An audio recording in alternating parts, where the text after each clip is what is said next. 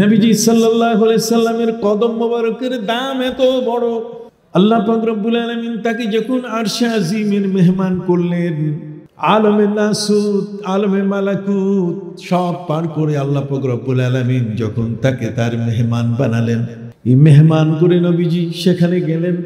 আহলুস সুন্নাহ ওয়াল জামাআহ সবার একমত, আমার নবী সাল্লাল্লাহু আলাইহি সাল্লাম তার দেহ মোবারক নিয়ে জাগ্রত অবস্থায় তিনি পবিত্র মেরাজ শরীফ করেছেন।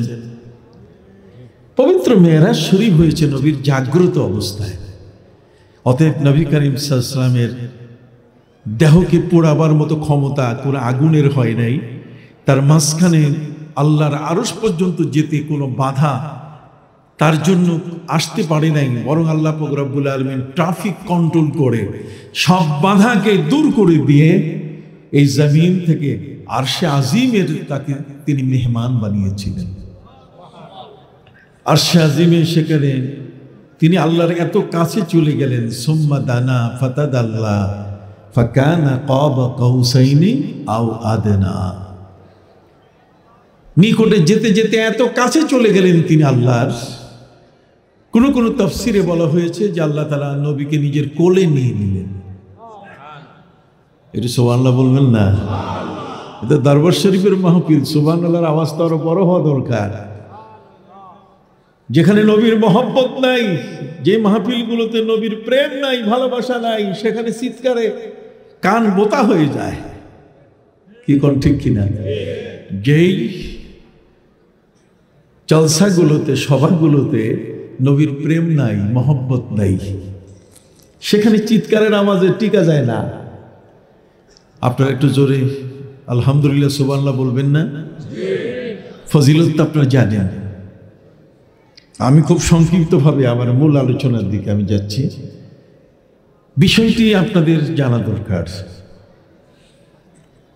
আমার প্রিয় নবী সাল্লাল্লাহু আলাইহি সাল্লামকে আল্লাহ তাআলা যখন কাছে নিলেন, তখন একটি বিষয় আছে যে ইন্নাকা ওয়াতা'তা মাউতা'আন লাম ইয়াতা আহাদুন ক্বাবলাক ওয়ালা ইয়াতাউ বা'দাক।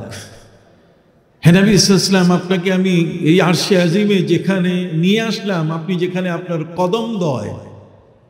কদম মুবারক দয় যেইখানে আপনি রাখলেন, আপনার আগে আমি এখানে কাউকে পা রাখতে দেখি না। এই জন্য কোনো নবীকে কাউকে আমি আমন্ত্রণ জানাই নাই। শুধু আপনার কদমের জন্য জায়গাটা অপেক্ষা করছে। ইন্নাকা ওয়াতা'তা মাউতা'আন লাম ইয়াতা আহাদুন ক্বাবলাক, আপনার পূর্বে আমি এখানে পা রাখার কাউকে সুযোগ দেই নাই।